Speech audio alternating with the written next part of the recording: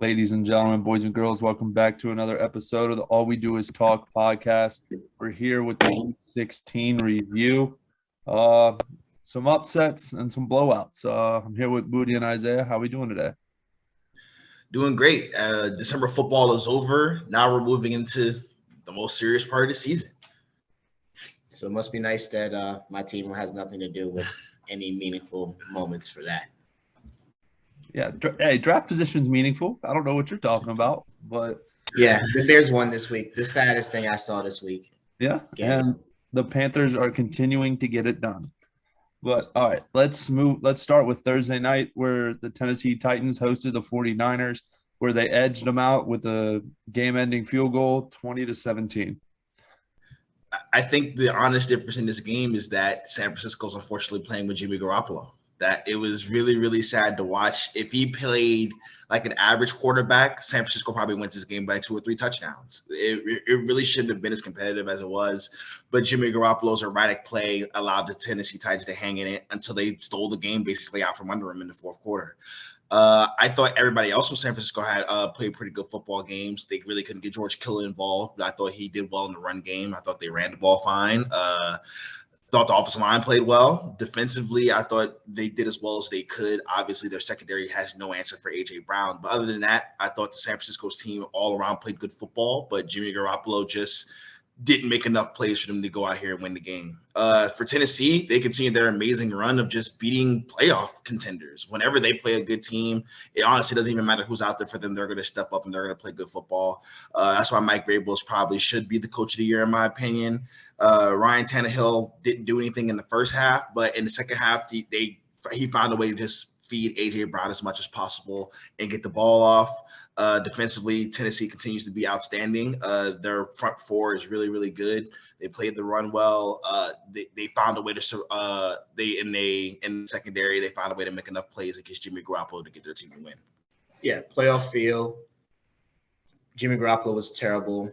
Ryan Tannehill to A.J. Brown came alive in the second half to get him to come back. I think they were down 10 or they down 14. 10. It was 10-0. 10. Down 10, could have been down 21-0. Yeah, should have been. Tennessee stays in the game. Big game for A.J. Brown, helped them put away, game-winning field goal, nice final drive. And just a playoff field between two teams that were getting ready, jockeying for playoff positioning. Good win for Tennessee. They can stay in the 1-seed race. Now I'm pretty sure San Francisco probably has no chance to win that division anymore, but they're still got a good spot. They're pretty locked into their spot. Yeah, I mean, it was painful for me to watch A.J. Brown go off being in fantasy football, and he was on my bench. It was painful to watch. But yeah, I mean, picking San Francisco for this game, I was very comfortable for the first half or first quarter. But Jimmy Garoppolo made multiple mistakes. So that's what happens when you turn the ball over, and it was in crucial times. Didn't he turn the ball over in the red zone? And one. Yeah, the George Kittle one that he just forced. It looked like he was throwing it to the Tennessee guy. Like it looked like the Tennessee defender ran the route. Pretty much, and then bullied him. But yeah, I mean, Ryan Tannehill got back on track a little bit. No turnovers for him, at least, it's big for Tennessee not to turn the ball over. So, and hopefully they'll get Derrick Henry back and they'll be rolling going into the playoffs. All right, let's go to the Christmas Day games. We'll start with the Browns going to Lambeau Field, where somehow the Browns covered the spread, but the Packers win 24-22. Yeah, it's very surprising. A team that threw 4 picks managed to cover a spread at Lambeau is pretty surprising, but that just shows how mediocre the Packers looked basically after the midway through the second quarter. This is, another good win for Green Bay. I think this pretty much seals up the 1 seed for them because the rest of their schedule is kind of cakewalkish. Offensively, Aaron Rodgers for the first half of the game was absolutely dominant. They had no answers for him, and they motorboated up and down the field off of every Baker Mayfield mistake. Devonte Adams continues to be one of the most uncoverable receivers in the NFL. Him and Rodgers' connection is just impossible to deal with.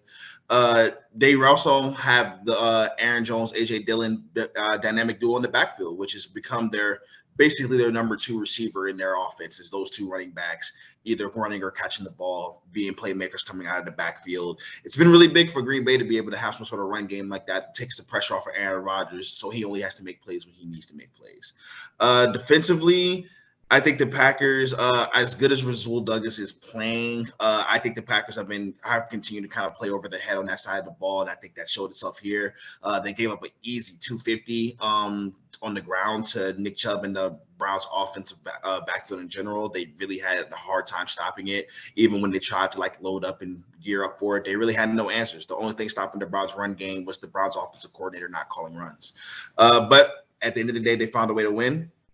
For the Browns, this wasn't a game I expected them to win anyway, but I'm impressed by how they managed to cover. They probably should have won it if a couple of calls went their way, if Baker Mayfield wasn't just so sloppy handling the football. Baker Mayfield's probably cost himself more money than anybody in the NFL just by playing through this injury. It sucks for him that he decided to go through it because that's all we're going to remember now is how he was playing, even though it's obvious that he's at 100%. But overall, good win for the Packers. Browns managed to cover and lose, but this seems like the right outcome for this game. I mean, I picked the Browns to cover because I thought they were good enough to cover, and I've proven correctly, even if Baker Mayfield plays a terribly bad game. A couple of those picks, Green Bay's DBs might have been holding, grabbing. It wasn't might have. It was obvious. They didn't get the call, but it was obvious. So Baker's out there. He's trying out there, putting on some bad performances. I'm sure. Not sure why they paid for Case Keenum and used him one time, and he got to win and not use him more. But Cleveland's going to, they're not out of the race. They actually have an easy path to the playoffs if they beat Pittsburgh next week on Monday Night Football, and then they'll get the Bengals at home. And at least unless the Bengals beat Kansas City, they'll win the division. So they still have a chance. And, so my bet and prediction for them winning the division is still out there, but I'm doubting it because I don't know. I just don't know if Baker's going to get any healthier, and if they're going to get 200 yards rushing, are they going to and not win? Are they going to get that and not? Are they not going to get 200 yards and still win? We're not getting it. As for the Packers, their defense is clearly overachieving and will be the reason they don't win in the NFC Championship game. Whoa, easy there. That's my Super Bowl pick there.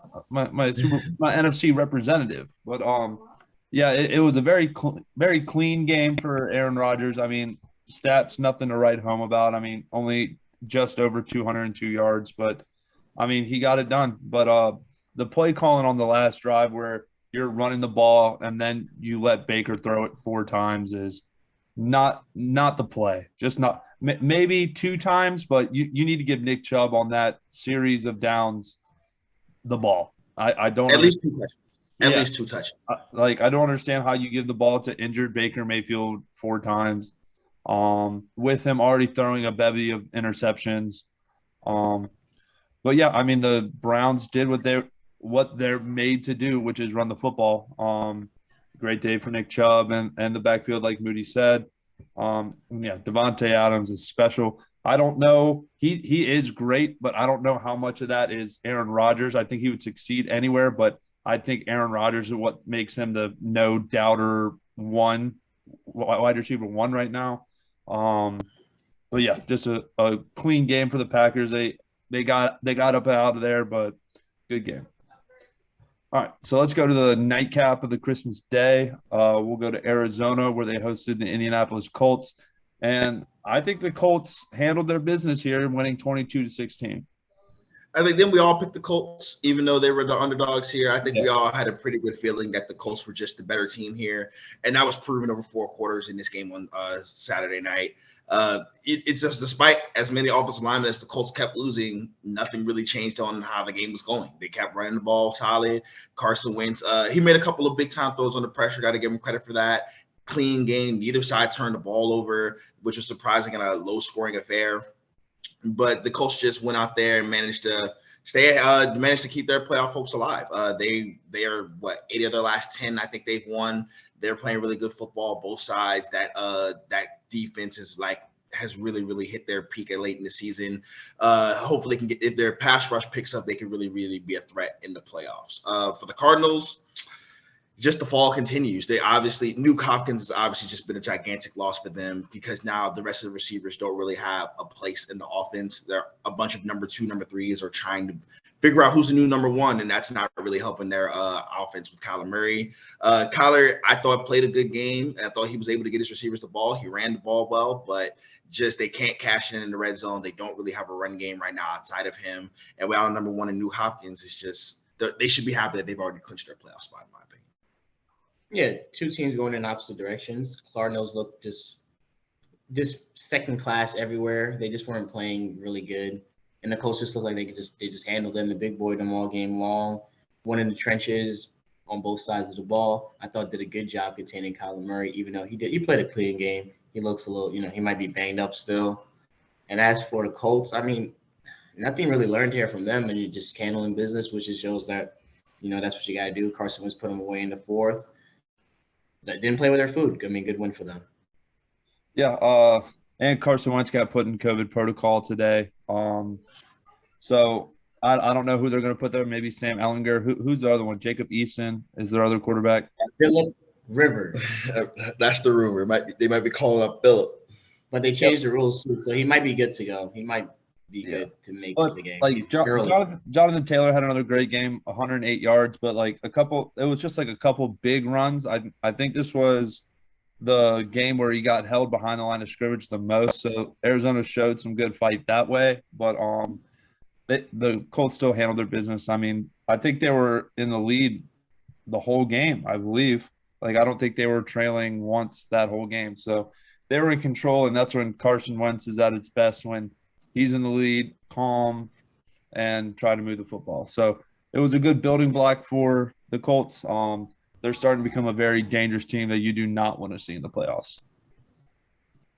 All right, let's move on to my pain and misery, at least watching the game. But once the game is over, I realized how great the loss was. Tampa Bay came to town to Carolina and handled us 32-6. Yeah, they did what they were supposed to do. Y'all really aren't a competition for them, even with all the injuries they're dealing with. Not the best game from Tom Brady, but he really didn't have to do a whole lot because of how well they were able to run the ball and how well they played on defense. That's what Tampa Bay knows. Tampa Bay has different ways they can beat you. Highlight real offense, but this one they settle for some good old-fashioned physical bully football. Allowed their run game to keep their offense above water, and defensively just dominated. Obviously, Cam Newton and Sam Darnold being in the QB rotation isn't good for any offense ever. No matter how much Matt Rule says it's working, we can all see that it's not. But for Tampa Bay, they just kept their hopes for a number 1 seed, kept their hopes for a 2+ seed alive. For Carolina, draft positioning. Yeah, Carolina surprisingly, showed some fight early, just not enough, clearly, which was shocking to me because I didn't see Tampa Bay playing no crazy good game. They played AB, got him back in the swing of thing, 10 catches, 100 yards easy. So, I mean, good to have him. Got a lot of guys. I mean, for Tampa Bay, we're just going to find out how the discrepancy on how injured their players are moving forward and how much they can get the new guys up to speed to replace those players. But I don't know how it would be this game. I didn't learn much from Tampa Bay because Carolina just is playing with Cam Newton and Sam Darnold. So I'm more worried about what they're going to do heading into the future. But they got some quarterback problems to figure out, maybe some head coaching problems. That's going to be interesting to see. But basically, Tampa Bay keeps it going, getting ready for playoffs, chasing the 1 seed, and Carolina gets the draft position looking stronger. Yeah, what was huge about this game is that with the Bears win, the Carolina Panthers jumped to 7 in the draft order, and with Seattle having 6, they played Detroit next week, so they could get a dub right there. We could jump to 6, and yeah, I really hope they draft a quarterback right there. I wouldn't mind Kenny Pickett. I think he's the most NFL ready quarterback out of the quarterback class. But yeah, I mean, also Shaq Thompson and Burns also went into COVID protocol as well. So that just is icing on the cake for the end of the season. And hopefully we can get it done. I think 6 is about as high as we can get. I don't think the Giants are winning any more games this year. So I think 6 is a nice standing point for us. But yeah, Cam Newton clearly is not back. Sam Darnold is clearly not the answer. For some reason, we picked up his option before the season even started. Stupid as shit. But yeah, just brutal. Keep losing Panthers. Keep trying to get as high as you can and get a quarterback or offensive line in the draft. That's all I can ask for. All right, let's keep it moving. We'll go to the upset of the week, where if you watched last episode, we were saying, yeah, expand this spread to even more. Get your money. No. That's not what I was saying. I was worried. But I fell for the trap and I went with the better team. And we found out that the Chargers have a terrible defense for some reason, and their offense lays eggs every now and again, and they're inconsistent. Like we were saying about the Bengals and Broncos, the teams that have been the most inconsistent, lots of high highs, lots of low lows. I don't know where this ranks with the Jags win over Buffalo, or the Houston win over Tennessee, or the Jets win over Tennessee, or the Jets win over Cincinnati, but we've seen, or Detroit over Minnesota. So I don't know where this ranks among all of them, but it's there. Sucks for LAC because, man, they're going to have to scrap for their life. I mean, I like their positioning, but what they got coming up in Denver and Las Vegas, but now they're going to have to earn it. And as for Houston, the Giants are at 4 wins, and the Houston found a way to get to 4 wins. So I'm going to root for Houston to win another game, as like Eric said, for draft position, and maybe get the Giants moving up. Maybe they win 2 more games, win out, and they jump Chicago. They got the 49ers and the Titans left, so they beat every team they beat. You never expected them to beat, even Jacksonville. So Houston has never been the favorite in any game they've won. But just a game that didn't matter. Just big ups to Rex Burkhead and Davis Mills, because Davis Mills is clearly having the best rookie season of anybody playing on a bad team for all the quarterbacks. And without Brandon Cooks going to win with Davis Mills going off, I mean, with Rex Burkhead just running the ball unwillingly, which shows the point. The Chargers should have fixed that run defense, and they might be looking on the outside from when playoffs come around. Yeah, this definitely goes up there as one of the bigger upsets of the year.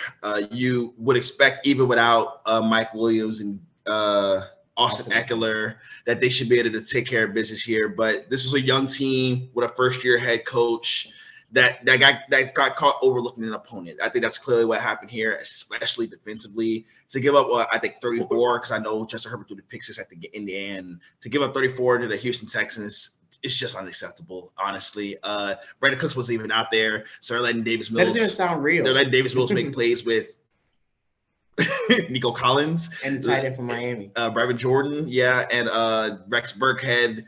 What a nice throwback performance to his college days, because he's never even been that good in the NFL. That was just a disappointing performance from Brandon Staley in that defense. The fact that they haven't been able to shore up that run defense all year is a major problem. And if they want to make the play, even if they make the playoffs, I think that's just too big of a flaw for them to go on and win anything. And it might be the reason that keeps them out. Justin Herbert, a surprisingly shaky performance from him against a not so great defense, but Lovie Smith can call the shit out of that cover 2 zone. If a young QB can get lost in that, make a couple of mistakes that he doesn't normally make, maybe some receiver quarterback miscommunication, and Houston took advantage of every opportunity they had in this game to get out of there, and they stole the win. They great job playing spoiler for them. For LAC, they got some soul searching to look at with 2 tough division games. And they don't even control their own destiny. They have to win and they have to hope. Yeah, I came across a crazy, I think I sent it to y'all on Twitter, but if you beat the Kansas City Chiefs, you are going to lose to one of these teams. It was like the Bills beat the Chiefs, lost to the Jags. Chargers beat the Chiefs, lost to the Texans. And Tennessee beat Kansas City, lost to the Jets. Crazy. I mean, that has nothing to do with anything, but it's just wild. But it sounds like the old New England effect. The Bengals already lost to the Jets, and they're playing the Chiefs this week. Oh, W, lock of the week already. But yeah, I mean, Rex Burkhead ran the shit out of the ball. Unbelievable. Yeah, that's what you think would happen. Have we said Rex Burkhead 3 times on the show all season? He definitely wasn't on that team this time of the year. Maybe he was, but they had a lot of running backs. But Austin Eckler cost me a championship in one of my fantasy leagues being out. I was the best team by far in that league, and Austin Eckler being out did me over. So yeah, I mean, congrats to Houston. You lost draft position, but hey, your players are hyped, so good for you. All right, let's move on to Isaiah's pain and misery. Going to Philadelphia, where they lost 34-10 handily. Giants were tied. Game was tied at 3-3 at half. You wouldn't believe me if I tell you that the game was tied at 3-3 at the half. But it was. And then the Eagles scored 34 unanswered points. Pitiful quarterbacking from the New York Giants. So they're not going to do anything with quarterback play today. They went from having middle pack quarterback play sometimes on the best day of a Daniel Jones to now they've got guys that they don't have NFL quarterback play on their roster. So they're not going to win anything starting Jake Fromm, who played worse than Ian Book did, and they're not going to win anything starting Mike Glennon, who has stole $30 million from the NFL somehow. So, I mean, tough for the defense. They held as long as they could until Philadelphia just broke the floodgates. Big win for Philadelphia, though, to keep them in the playoff push because I predicted 2 NFC East teams to make the playoffs. So even though I didn't predict the 2 ones correctly, I still made the crazy bold prediction. Yeah, obviously solid win for Philly. They just went and handled business despite a slow start. Jalen Hurts clearly has a hard time dealing with the way the Giants play their coverages and stuff. And Philly was just being, I thought, a little bit too pass happy in the first half. They broke through with the run game in the second half. Obviously, the Giants don't have NFL caliber quarterback play. So asking them to go into Philly and move the ball with any substance was an impossible task, especially with the Giants OL just getting abused up front. They don't really have a lot of creative things they can do on offense to make Philly sweat anything they do anyway. For the Philly, like you said, keep their playoff race alive. They're the favorite to be the 7th seed at this point. Because they have to play 2 more NFC East teams. Yeah, so they are in the pole position to get that last wild card spot. For the Giants, like, we know what this is. They're playing a skeleton roster at this point. They're just fighting to get their draft picks as high as possible. So mission accomplished for them as well. Yeah, I can't believe I'm saying this. Do the Giants miss Daniel Jones? When you always miss QB1. Yes, your quarterback 1, if he's even remotely decent, is better than Jake Fromm and Mike Glennon. We found that out. Trust me, I've watched. That's not NFL quarterback play. But yeah, I also took from this game. I don't know if the Giants should extend and give Saquon Barkley big money. Was that a question? Was that a possibility? I don't think I want them to give them money, please.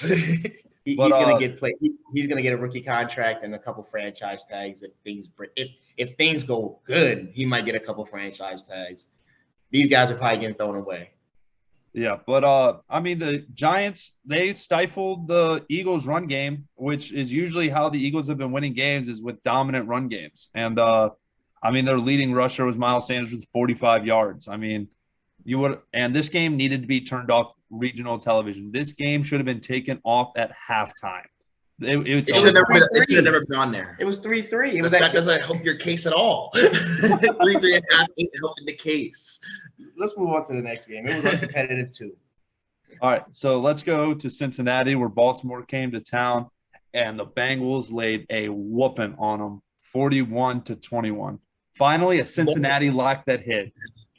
Baltimore was not willing to throw in the towel, and I don't know why. They decided with Josh Johnson that they're going to give their best fight. They're going to keep playing their blitz coverages. They're going to keep trying to guard these receivers one-on-one, and they got toasted. Of course they got smoked. What chance do they have? I don't even know who's starting at corner for them at this point.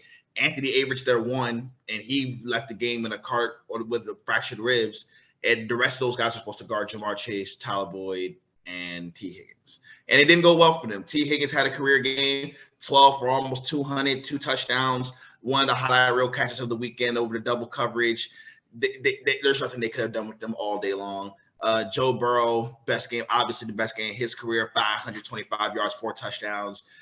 In the fourth quarter, they were still decided to just drop back and just let it loose. They never gave Baltimore any hope of a heartbeat. They wouldn't even just lay it down and show mercy. They decided they wanted to give it to Baltimore the best way they could because Baltimore's been doing that to them for 20 plus years now. So Cincinnati got some sweet revenge in completing their sweep of the Steelers and Ravens. Awesome win for them. For Baltimore, I mean, they continue to fight as hard as they can, but they have nothing out there on that roster outside of Mark Andrews and Marquise Brown. That's really it. They do the best they can. I give Harbaugh a lot of credit for keeping them competitive as much as they are, but there's really not a whole lot they can do with the roster as beat up as it is. They still have a chance to make the playoffs. They might get Lamar Jackson back this week, hopefully, and hopefully that'll be enough to get him in the tournament because I think overall they're a good enough team to be there, but the injuries and COVID stuff has just been so devastating. Yeah, Baltimore fought as hard as I thought a team with nothing could fight. Like you said, they don't really have any of their players out there. But basically, Cincinnati used them as a practice stat padding machine game, and they accomplished that. All three receivers were dominant. They took away the last Tyler Boyd catch that would have got him over 100. So basically, they had three wide receivers over 100 yards. And if you give up over 100 yards, T. Higgins practically had 200. So did that cost Joe Burrow the passing record, the single game passing record? Them taking away that? No, it was a top 5 all time. Yeah, but like if they get the Boyd catch, does that give him what he needed? That's not a few yards short still. I thought they said they needed 30 more yards. Awesome. But tough for the Baltimore Ravens. They're gonna be sitting on these L's into the offseason, and this is either gonna make or break them because they're either gonna come back and want to get revenge on Cincinnati next year, or Cincinnati's gonna take over this division because the beat up on Pittsburgh and Baltimore like they did this year is just something that doesn't happen. No matter the injuries, no matter the Ben Roethlisberger quarterback situation, and in Pittsburgh now, I will say that these two teams are probably the weakest they've been at the same time we've ever seen in our lifetime. And I think in the NFL history, to be honest with you. I mean, Baltimore's not that old, but so definitely the worst both teams have been at the same time, and they're still in the playoff race. Cincinnati has the inside pack they control their fate. They're young, so we'll see. They've had these type of wins over Pittsburgh and Baltimore and laid eggs coming off of them and around them. So and they can't lay an egg next week. So it'll be funny to see how they finish things out. Big matchup next week against Kansas City. And as for Baltimore, I don't think that. I think that things are just broken wrong for them. They're probably not going to make the playoffs. Yeah, I mean, a crazy thing for the Bengals. It's the first time in NFL history that two receivers have over 1,000 yards in a season, and they're both under the age of 23. With T. Higgins and Jamar Chase. I think T. Higgins is 22 and Jamar Chase is 21. And then there was another thing where it's the first team in NFL history with a quarterback over 4,000 passing yards, running back over 1,000 rushing, and two wide receivers over 1,000, and they're all under the age of 26, I think. So a great group of offensive core for the Bengals. But yeah, I think they're getting hot now. I think they'll put up a fight against Kansas City next week. We'll see where the spread is for that game. But I think it'll be disrespectful if it's over 5. I think it will be disrespectful towards the Bengals. But yeah, great game for them. Thank you for breaking the curse I have put on you guys. I appreciate y'all. All right, let's go. Let's go to the wagon, boys. Let's go to Atlanta, where the cover gods just keep fucking doing it. They just barely lose to the Falcons 20-16, but god damn it, you covered that 6. Yeah. If you look at the stats here, you really don't know how Detroit lost. They were the better team pretty much across the board, except for the fact that they were starting some guy named Tim Boyle. And that was probably the difference here. Detroit continues to, like you said, cover the spread. I've jumped on the bandwagon. It's gotten me some extra points in the season-long predictions thing because this is what they do. Don't know how, don't know why, but they get it done. We're going to give a lot of credit to Dan Campbell, who should get a runner-up automatic just for the coach of the year. Call it is you could be the coach of the year if you had a good team. If you had a good team, you should be the coach of the year, but your team's not good, so you can't win it. It's unfortunate. But other than that, really valiant effort from that football team who without Jared Goff. Amon-Ra St. Brown continues to be, I think, a top 5 rookie wide receiver this season. He's been excellent, and he doesn't have really anything around him to help him out. Just Detroit, they're doing the best thing. They're staying competitive, but they're continuing to lose games. They're getting guys lots of experience and reps on both sides of the ball, but they don't look pathetic. So mission accomplished for them. For Atlanta, Matt Ryan wasn't going to lose to a guy named Tim Boyle. We'll give him credit for that. Atlanta found a way to win despite getting dominated in yards, time of possession, all that stuff. They just made a couple more plays. Cordell Patterson being back was big, I think. And Atlanta just picks up another win. They would need a ton of help to make the playoffs, but They beat the Giants. Did they beat the Eagles? I still sit there like 2 days below 500, and you got to be like. And they lost to Philly. They're 6-8 or 7-8. They're 7 and they might be 8-8. There's 2 games left. Yeah, what is Falcons' record? But they're still on the outside looking at 7-8, and they would need. They lost to Philly, and they split with New Orleans, so they would need some help to get in. They're the 9 seed right now as well. They're the 9 seed right now. Yeah, they would need some help to get in, but if I'm surprised they're competitive in the playoffs this late. So give Arthur Smith a lot of credit for taking a roster that wasn't good and getting a good year out of it. And Atlanta gets another good win.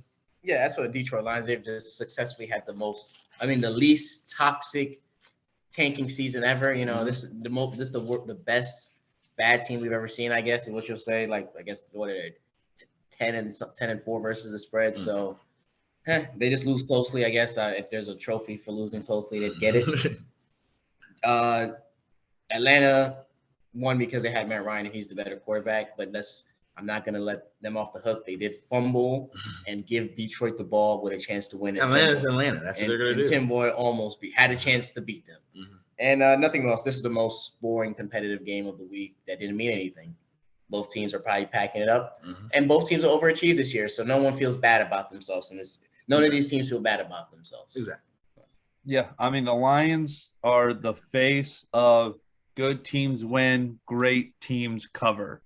I mean, it's impressive that they're staying competitive in these games. No Jared Goff, no DeAndre Swift. I mean, it's very impressive to see the culture that Dan Campbell's bringing to Detroit. Those guys are willing to fight and run through a brick wall for him. So hats off to him. And he would be absolutely the coach of the year if they gave it to a bad team. If you had a bad coach. All right, so let's go to the toilet bowl of the week.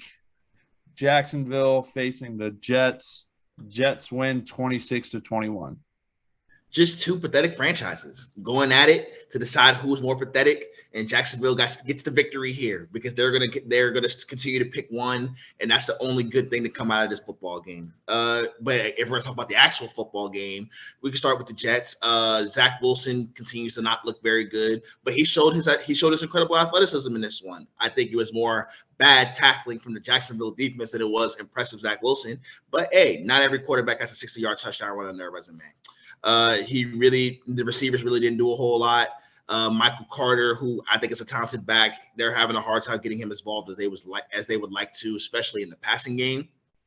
But we understand this is the Jets. This is the Jets offense. Mekhi Becton never came back. Their offensive line's not good. But they proved that they were better than Jacksonville. So we'll give them credit for that. For Jacksonville, Urban Meyer was a problem, but clearly he wasn't the only problem that they have there. They're really lacking talent on both sides of the ball, veteran talent, smart talent, experienced talent, because Trevor Lawrence just looks pathetic at this point. It's really, really sad to see even like the big time plays, the traits that he was showing you early in the year have dissipated to nothing at this point. He looks like a quarterback who doesn't belong in the league, which is shocking compared to obviously where he was drafted. Jacksonville has a lot to figure out. They've already gotten their calls into some coaching candidates to see what they can do to save their franchise because they're on the brink of going to London with a performance like this year. Yeah, I mean, this was clearly the Davis Mills making us look bad bowl. Two quarterbacks that don't look as good as Davis Mills, just in the same type of situation. Zach Wilson did have the highlight of the weekend, the play of the day, that run, amazing run. I mean, good elusiveness, great quickness, good speed. Bad tackling to make a good highlight for y'all. This is just a bad game between two teams that aren't good at football and one of the worst game-winning. And Trevor Lawrence had to match Justin Herbert last year for one of the worst managed game-winning drives that you'll ever see of a team that was actually driving down the field. Just bad, and don't know where any of these teams are going. Definitely not to the playoffs. Definitely not to the playoffs. Hell no, not to the playoffs. But no, I mean, yeah, this is the toilet bowl. I mean, these two teams, honestly, I think both wanted to lose because I think this is a big game for draft position. We've been talking about that a lot this pod, but it's important. So, congratulations to Jacksonville. I mean, I think they solidify the 1-1 in the draft. So go get you one of the edge rushers. But yeah, I mean, Zach Wilson showed something today. But did they have a kick return for a touchdown, or was that last week for the It was Jets? a kick return. It was Braxton Berrios down the sideline. And that was the difference in the game. Yeah. Yeah. So congratulations, Jets getting a win, but Jacksonville wins for the future.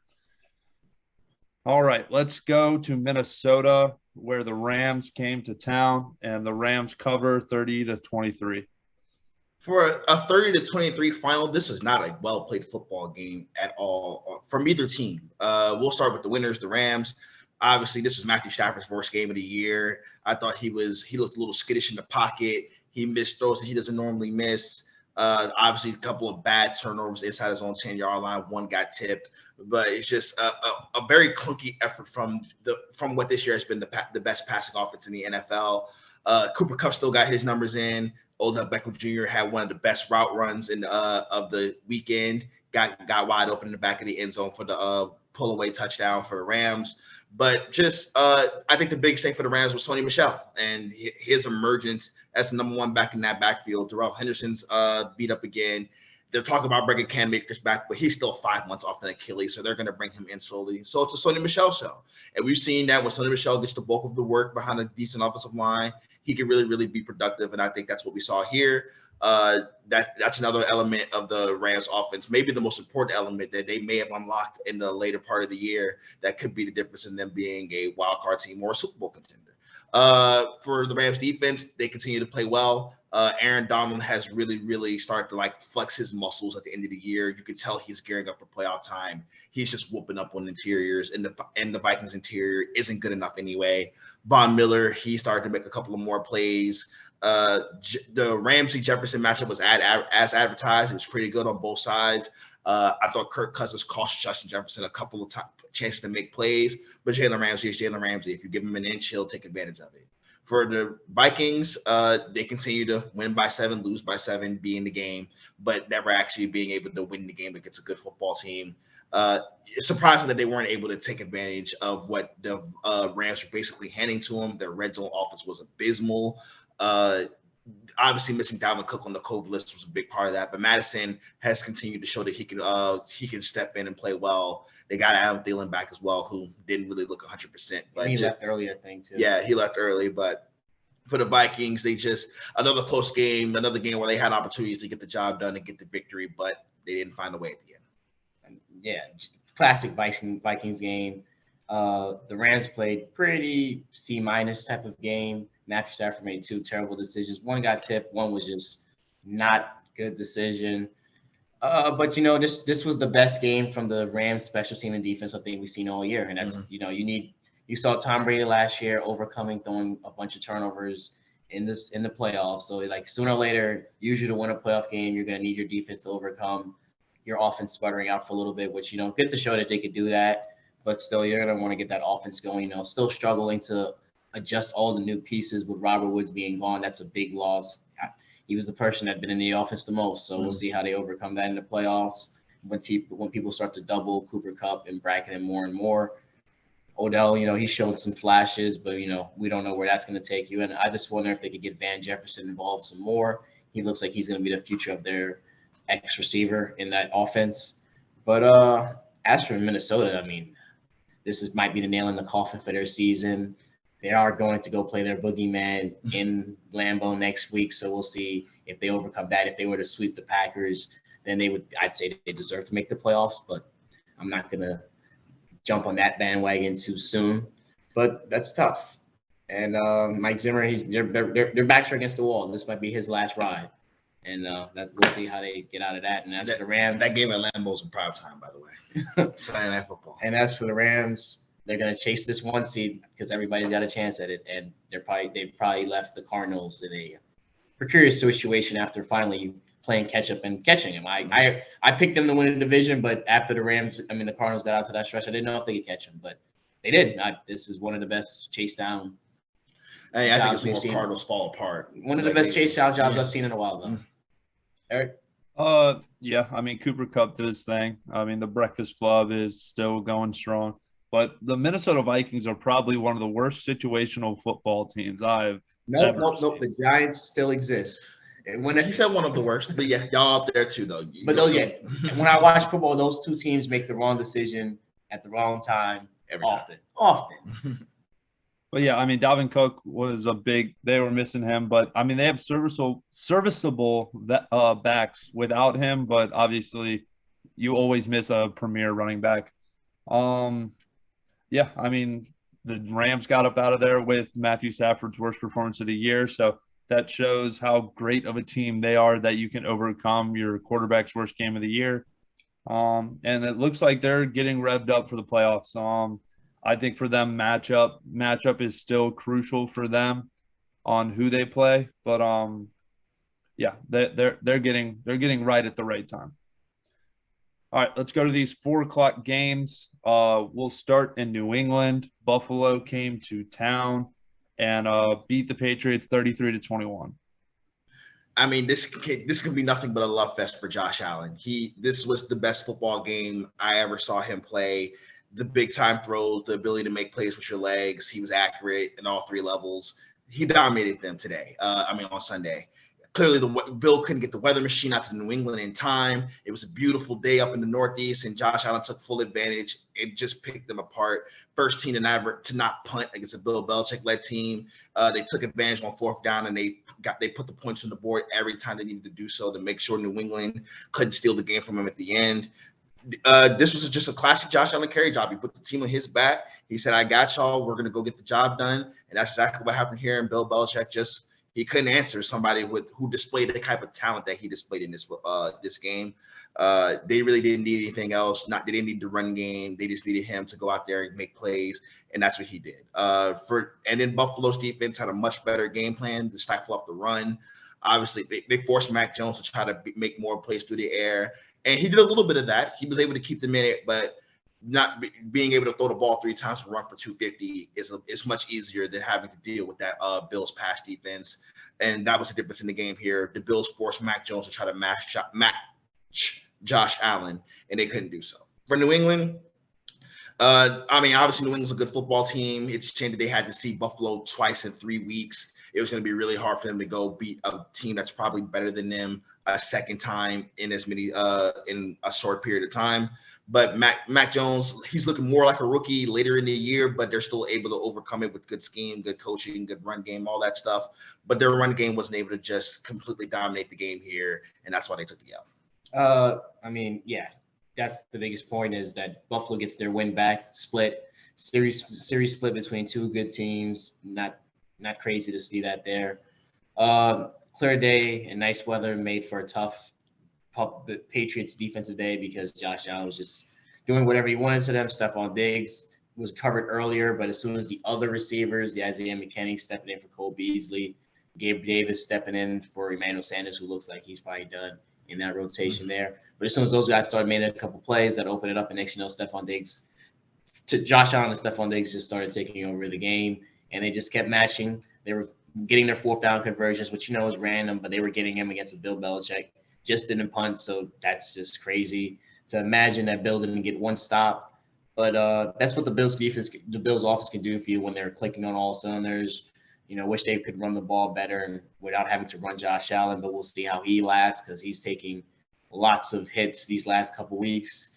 And New England's lucky that they got a better record and they have an easier schedule than Miami, but the game against Miami is going to be really big because if Miami wins that game and they win out, all this season could be in vain for New England if they just end up out of the playoffs. And that would be so disappointing for them to thought they were going somewhere. People said they were back in the 1 seed when they got back to that position, but if they don't make the playoffs, that'd be disappointing. So they control their own destiny.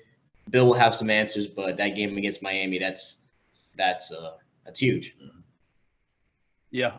Shout out Stephon Diggs from one of the all-time hot mics I've ever heard. But yeah, Josh Allen, I mean, you can only praise Josh Allen today. I mean, showing up against a Bill Belichick defense is always impressive. Bill Belichick didn't pay for the express shipping of the weather machine back from Buffalo. It's still en route, but it'll be there for their home playoff game in the playoffs. But they won't get a home playoff game, so it's getting shipped to wherever they're going. I don't care. They can still win the AFCs. They can still win the AFCs technically. But yeah, just a great game from Josh Allen. I mean, Mac Jones is showing some rookie growing pains, but hey, Josh Allen wasn't. If Josh Allen was a rookie, I don't think he wins this game his rookie year. So Mac Jones has room to grow, and he can be just as not as good as Josh Allen, but he can be on that trajectory. And yeah. So let's move on to the snow game up in the Northwest in Seattle, where the Chicago Bears with a huge win over the Seattle Seahawks 25-24. It was one last Christmas present from old Saint Nick. That's really all you can say about here. No one's better at winning games. They have no business winning. They shouldn't really have a chance of winning than Nick Foles. He's Mr. Upset, and he pulls another one out of his hat here. A surprisingly disappointing game from just Seattle. This was make or break for them. This was do or die to get into the playoffs against a bad football team. And they didn't go for the throat here. They had plenty of opportunity. They basically led the whole game. They had plenty of opportunities to just go put Chicago away, put the stamp on it in the game. They weren't able to do so, despite getting an amazing game for Rashad Penny, who has 130-plus yard games in the last 3 weeks. Maybe they're finally getting something out of that first-round pick. That's good for them. Russell Wilson had a fine game, not as efficient as it normally is, but they were able to make explosive plays. The inability to get DK Metcalf involved in the offense is just, it's unbelievable. Like that should be their primary focal point on all of their offensive plays. They try to get him the ball and then play off of that. But they are doing that. They're trying to keep it too balanced, and they're wasting a talent like DK Metcalf. And I think that's poor coaching on the offensive staff. Pete Carroll, he might be on his last leg here. This is a really rough loss to take at home. For Chicago, they're giving away their first round pick next year, so they're motivated to win as many games as possible. So they're happy to win this one and make the Giants pick a little bit worse. Nick Foles despite playing in the snow, played a really, really good football game, over 10 yards an attempt. They just got the job. They just got the job done. Surprisingly, went for two, got the win. The ballsy call, but they didn't really have anything to lose. Big time upset for the Chicago Bears. Yeah, in a game that meant nothing, so many crazy storylines. Of course, you got the Bears representing the Giants, and while the Seahawks are here representing the Jets. So it's very sad for me to watch the Chicago Bears get up out of here with a combination of Nick Foles, Jimmy Graham, and Demarius Byrd doing in Seattle. So, I mean, whatever. #fire Pete Carroll versus #fire Matt Nagy. Both will probably be going next year, and both quarterbacks, past classmates from the 2012 draft class, Nick Foles versus Russell Wilson, and both will probably be on other teams next year. Nick Foles probably out the league, if we're being honest. But just sad to see Chicago find a way to get back and win this game. And that's the biggest indictment on Seattle. They just look like they didn't care to be out there playing in the snow in meaningless football. Just bad, sloppy game, lots of punts, lots of sloppy play. Nothing good happening out here except and worst thing happened, the Bears won. So messing up the New York Giants draft stock, allowing Carolina to jump into that cluster that Eric was hoping for. Just all around disappointing Sunday for the Giants to lose the way they did to Philly, and then to watch the Bears win on a 2-point conversion. What a catch from Bird, but I'm sure I need those Seattle defenders to. If only they had a Jamal Adams. Carry him out the end zone. Go ahead, Eric. Yeah, I mean, I love watching snow games. They're so fun to watch. But yeah, both of these teams just looked disinterested until the end. And then Chicago was like, "Oh, we could win this game," and then they looked like they cared. But yeah, I mean, DK Metcalf, the way Moody was saying, I don't know how he only gets 5 targets in a game. I know it's snowing, but you can't just throw this man a screen and let the athlete that DK Metcalf is try to make some plays. I mean, it's brutal. As for the Bears, I mean, you really can't take much from this game without Justin Fields playing. So it's kind of a wash week for them. Thank you for winning it, Big Dick Nick. I appreciate you. But yeah, he brought an Eagles championship to add pain to you, and now he's ruining your draft stock. I love it. Yeah. So we don't like Nick Foles. We don't like Russell Wilson either if he wants to be so disinterested. All right, let's keep it moving. We will go to Kansas City, where the shit pumping had commenced from Jump Street, winning 36-10. And it shouldn't have even been that close. It's Pittsburgh, and that can mean more things than one. And this one, it was pathetic. That's the only way that you can describe. Both of y'all picked Pittsburgh. We did pull Pittsburgh, but with the caveat that if Tyreek Hill came back, I would have changed my pick. But whatever, we wasn't recording this weekend. That was just awful from the Pittsburgh Steelers on both sides of the ball. We know their offense is terrible. We feel so bad for Najee Harris. He's going to get ran to the ground and get tossed out of the league during his rookie contract. That's what Pittsburgh's about to do to him because they thought they could fix a run game with the running back and on an offensive line. And that's why they look as bad as what they are now. Like, Ben Roethlisberger is literally catching the ball and getting rid of it as fast as he can. One, because the pass rush is just ridiculous, and then he doesn't have the capabilities of making any plays extending the ball anymore. They can't run the ball. They've got a good set of receivers, but they got some characters with James Washington and Deontay Johnson and Chase Claypool. Mike Thomas doing his best to keep that ship running together, but there's only so much you can overcome. There's only so much you can do. They're going to be in the QB market big time next year. Defensively, it's just falling by the wayside. They can't stop the run anymore, which is just so un-Pittsburgh-like that they're just getting gashed from the ground consistently. Their secondary isn't super talented. It's supposed to be playing off the pass rush. But with T.J. Watt being injured and in and out of the lineup, they really don't have anybody to really get after the quarterback. And it's just when they play a good team like this, it's going to look pretty rough for Pittsburgh. You thought the COVID injuries might be able to give them a shot. Not really. For the Chiefs, I mean, they're right back to they're right back to being looking like one of the best teams in the NFL. Patrick Mahomes, not a huge day, but he did a good job taking advantage of making plays with Byron Pringle. And guys like that, he did a good job of keeping the offense on schedule, keeping it moving, and allowing the playmakers to make plays. Tyreek Hill didn't have a big game. There was no Travis Kelce, and yet they were still able to get the W. That's really, really a massive W at that. I think that's really impressive for the Chiefs. They're on the inside track to the 1 seed. And despite how they looked early in the year, if the playoffs have to run through Arrowhead, I don't know who can go in there and get the job done. Yeah, I mean, shocking. Even with getting back Tyreek Hill, it's just shocking to watch Pittsburgh just be so bad. It was no contest from the start. Chiefs drive on the field, score a touchdown. Big Ben throws the terrible interception on the flea faker, and then it's just on. It's on. The Chiefs just start pouring it on Pittsburgh.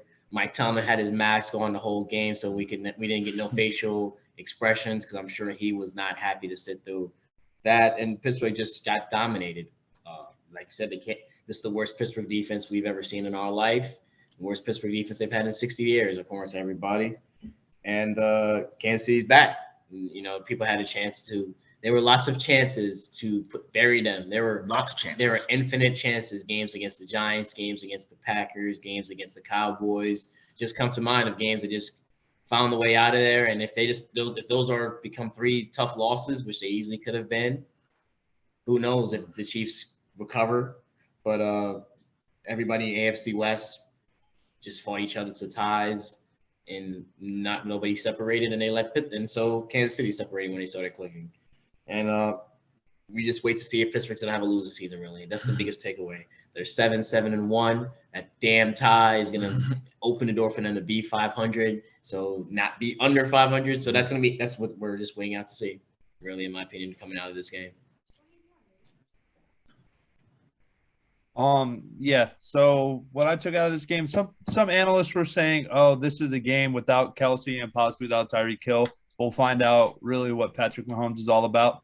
I didn't need to see what he was going to do without them to know what he was about. He's a premier quarterback. I don't know what some of these analysts were saying. He needs Kelce and Tyreek Hill. Obviously, they help him a lot, but they don't make him a good quarterback. But yeah, classic shit pumping.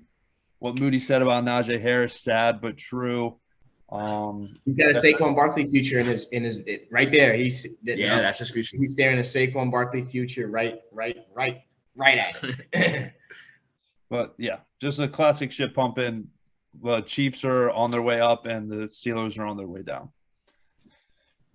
All righty, let's get to Moody's pleasure and joy of the weekend, Sunday night football. You just skipped over the most meaningless game, but we got to at least talk about the. Oh, yeah, that's on me.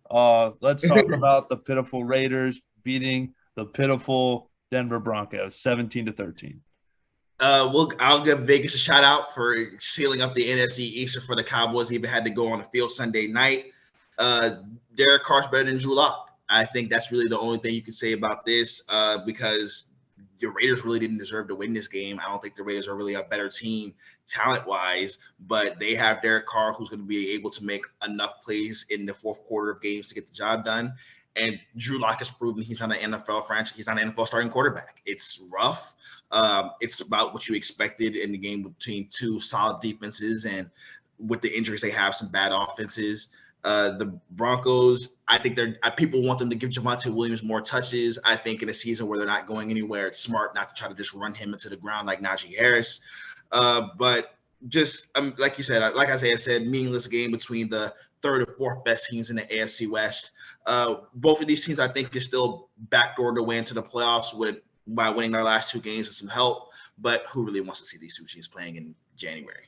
Yeah, that's my biggest takeaway. These are the two teams that I will hope that the Chargers could wrap it up and beat these two teams and be the team that gets the last spot, because basically it's coming down to Miami, LAC, Baltimore, Pittsburgh, Cleveland, and Denver, and the Raiders. And if I got to pick a team, I don't want to see the Ravens in the playoffs hurt. Don't want to see Pittsburgh. We'll root for Cleveland just because I picked them, but really don't care to see Cleveland. I want to see the Chargers or maybe the Dolphins, but I want to see the Chargers beat out all these teams. So found out that Drew Lock, I'll jump off the bandwagon. I predicted he'd help Denver win 3 games. He had 3 chances, and he went a solid 0 for 3. He had 3 chances. He came into 2 games, and he started this game. So he had 3 chances to win 3 games, and I predicted that he'd help him win 3 games. Like, it was a bold prediction. It didn't come true. You're just now jumping off the bandwagon? I had to hold on until I was proven incorrectly. He had his 3 opportunities. He had his 3. If he had won this game, start the next game, get 3 wins. And he could have proved my point exactly when they needed him most. Come through like 2 a day when they pulled him out and put you back in and earn your keep. He didn't do it. And I just hope the Chargers can beat both of these teams and go to the playoffs. I don't want to see either of these teams in the playoffs. Yeah, you're absolutely right. I don't want to see neither of these teams in the playoffs. But I don't know how you're just now jumping off the bandwagon of Drew Lock. That's baffling to me. It's just the way the Moody put it. I mean, Derek Carr better than Drew Lock. I mean, that's really all you can say about this game. Josh Jacobs finally had a great game, running the ball for 129 yards. But yeah, no touchdowns, which is surprising, running 129 yards. But yeah, good for Vegas to get back in the saddle after their season's been rough. But all right, let's move on to Moody's parade. Moody already crowning them. Cowboys win 56-14 over the Washington football team. If there was ever a question about who the clear-cut favorites in the NFC East were, it was answered here.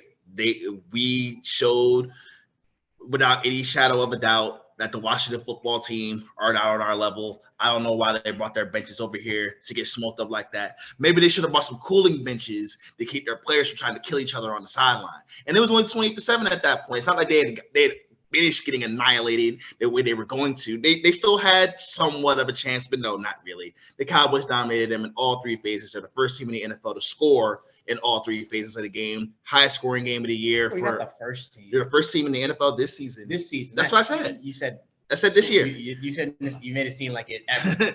But not ever. This year, they're the first team in the NFL this 2021 season to score all 3 phases of the game. The offense looked like the offense again. Dak Prescott, 300 yards, 4 touchdowns by halftime. Quick night of work. Didn't even have to play in the fourth quarter. They ran the ball fine too, but they really didn't need to because the passing offense was just playing so well that even Cooper Rush came in there and got an explosive play. Defensively, the Washington football team can't block this front. They decided to challenge. We appreciate them challenging Trayvon Diggs on the first play of the game so he could keep his interception streak going, get out the way early. Micah, Tank, and Gregory made life a living hell for the Washington football team offense, and just utter domination for Washington. Obviously, they got some injuries, some COVID things going on, so they fought. They really couldn't show really any fight here on the primetime slate. They look like they're not gonna make the playoffs. Looks like Philly is gonna be the team that gets the second opportunity in the NFC East. But for Washington, they weren't competitive enough to be able to go win this game. If you know the meme, the Simpsons meme, stop, they're already dead. That's just what this game was. This game, like the Kansas City game, was over from the start. I'm pretty sure Cowboys got the ball first. Yeah, we actually punted on the first drive, and then after that, the pick to Trayvon Diggs, touchdown for the Cowboys, and then it was on. It's just on. It's just on. We're gonna score every time and beat you up. Washington didn't win any. Nobody played good for Washington. They don't deserve any love shown their way. No one played good. No one. Still can't find Scary Terry. No matter how hard I look, can't find Terry McLaurin anywhere. So if anyone can find him, send me his number, and we can find a way to get him back on the football field because he ain't seen Scary McLaurin in weeks. A scary stat line from Mr. Scary Terry, just blanketed 2 games over, nothing done against the Cowboys, which doesn't bode well for the season he's had. And Washington has some bad injuries. Got a quarterback problem, had a quarterback injury. Their season's over. They have a chance, if they run the table and the Eagles lose out, and maybe if I think they beat Atlanta, so if Minnesota is the team they would need to lose out, they'll be fine. But I doubt they're getting over the hump this year. That game against the Giants should be pretty barn-burning boring. And Cowboys, this is just going to be the greatest Cowboys team we've ever seen not make the NFC Championship game. It's just that easy. It's that simple. Hate. I think the primary thing I took out of this game is D-Law is returning to form. He looks great out there. He looked like the guy that deserved to get paid the money he did, his $20 million a year. That defense, if they keep turning the ball over, keep getting stops, they're going to be a tough team to beat in the postseason. Dallas is another one where matchups. If they get a team that matches their offensive firepower, like if they get the Rams in round 1, I think it's going to be a rough day for Dallas. But we'll see. That's why they play the game. But they're probably getting Philly. I promise you, if Philly's playing in that Week 18 game and they haven't already sealed a playoff spot, they're not getting in the playoffs. We won't let it happen, I promise. But yeah, just a classic shit pumping. All right, this is more than classic. New England Patriots style classic. Just we better than you from start to finish. All right, let's go to my second pain and misery of the week, Monday Night Football, where Ian Book was running for his fucking life against the Miami defense. Miami beats the shit out of them, 20-3. They didn't even beat the shit out of them on the scoreboard. Y'all picked Miami. I picked New Orleans. Y'all both picked New Orleans. Nah, listen. Somehow we got these Friday shows always come with a caveat that on the weekend a team could just lose to most of their players, and that's what happened here. No Ryan Ramczyk, no Andrews Pete, no Demario Davis, Teron Armstead. The Saints, that was a shell of the Saints team, and they weren't super uncompetitive in this one. I thought their defense would be able to keep them in it for as long as they could. They did that here. They stopped the run. They defended everybody well that wasn't named Jalen Waddle. The Saints tried, man. They tried. That's what the best thing you could say about like Baltimore and these teams that just have the overwhelming, devastating injuries. They tried their best, but at the end of the day, those guys who they were playing with best ain't close to good enough. Offensively, Ian Book, this is a wash. You can't judge anything off of what happened out there. Those guys were in the backfield as soon as she threw the ball every time. I thought Sean Payton didn't call a great game. I thought they didn't do a good job trying to get Alvin Kamara involved pretty much as possible. Too many runs up the A gap when Miami's just got 7 dudes on the line, making sure you can't do anything like that. They were handcuffed by their roster, and they really couldn't do anything to try to make things happen here. For Miami, Brian, I thought this was a fantastic call game from Brian Flores, actually, despite only 20 points. They schemed up their primary playmaker, Jalen Waddle, to get open all day long. And that's what they needed. That's how they made plays. That's how they got the ball down the field. The RPO worked excellently. There's a couple of plays for Gesicki and other guys in there, but it was mostly the Jalen Waddle show. I thought Tua looked accurate. He had the one throw where he sailed over the guy over. Not a great decision. He should have hit the cross him out in the cover too, but I thought he played a pretty good game against even with the injuries, are still really good defense, and his OL is up to the right home about. Miami, second longest winning streak in the league at 7 in a row. Very, very impressive. Tua could easily be playing in the playoffs over Justin Herbert. That would be quite a storyline for the Miami Dolphins. Excellent bounce back from them. They were looking dead in the water, and now they're here with a chance to make the playoffs with 2 weeks remaining. Yeah, basically New Orleans played the role of Tampa Bay this week, and their quarterback just spent the whole game running for his life. Did nothing on offense. They could still be playing that game today, and Ian Book would still be taking sacks and getting pressured immensely. The game is over from the start, pick 6, and that just lets you know that it's on. And Miami's defense is going to be here for a long day, and New Orleans defense just going to match because their offense wasn't doing anything. COVID, not a pretty terrible Monday Night Football game. That was a bad idea from the start. It's going to make you appreciate what we're getting next Monday. Cleveland versus Pittsburgh. But whoever decides to pick this game late in the season for a Monday Night Football game, I don't know what ritual they have to get done, but this ain't it. Don't ever do something like this again. Miami continues the most meaningless 7-game winning streak. I doubt they still make the playoffs because I don't think they'll beat Tennessee or New England, which is just sucks that their schedule's so tough at the end. Maybe they do get over those guys, but I doubt it, and I would prefer to see LAC. Basically because I prefer to see Herbert, and I bet them to go to the Super Bowl. So keep that alive for LAC. But it's going to be interesting. I think the AFC last spot is coming down to Miami versus LAC, throwing one of those NFC North teams that survives that fray. But that's basically that's what the race has come down to. It's been a good one. I mean, yeah, but if you look at this winning streak for Miami, it's not impressive on who they've played at all. And if you look at who they've lost to, they lost to all playoff teams and below average teams. I mean, this is their win streak. Texans, Baltimore, Jets, Panthers, Giants, Jets, Saints with Ian Book at quarterback. Like that. The Baltimore one is nice. They beat Baltimore. That's the only thing that they've done impressive on this run. You can only play who's on the schedule. No one was shedding no tears for them when they had to start Jacoby Brissett against all the good teams. They was like, hey, why Miami won at 7? Let's fire Brian Flores. 2 ain't the guy. Hey, give them some credit when they go out here. It's hard to win 7 in a row. It's a great win streak. It just means nothing in the end. It'll mean nothing in the end. It means something for them. It means something for that franchise. It means something for Tua. For us, it means Philadelphia. Draft pick that they got from them is even later. So I'm not even mad at you, Miami. Keep doing your thing. But yeah, I'm gonna hold on. What notification did I just get? John Madden just passed away. Yeah, that's probably the one. Yep. R.I.P. R.I.P. But yeah, I'm gonna be on here defending Ian Book. I don't understand how they didn't just do a simple Alvin Kamara run a straight line behind the line and just throw it to him. I don't understand how they didn't do none of that.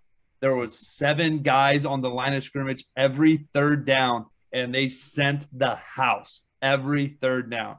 And it obviously a rough game for him, but he showed flashes. He showed a little bit more mobility than I thought he would at the NFL level. I thought that was a strength for me. I thought that's a strength. He's an athletic guy. He looked like Taylor Heineke out there. Yeah. So, I mean, it's a wash. Got sacked 8 times. Honestly, could have been way more. Don't start Notre Dame quarterbacks. Whoa, easy. Unless you want to lose. Unless you want a guaranteed L. Hopefully Jack Cohn gets in the NFL and wins a football game. But you can't with that stat. No, fuck that stat. Actually, no. DeShone Kizer ruins that fucking stat. I was telling y'all when he was coming to the draft, this guy is a bum. So the guy had 4 wins at Notre Dame his 1 year starting. That should have told you everything. So he wasn't going to win again with the Cleveland Browns. That's what you said. Yeah.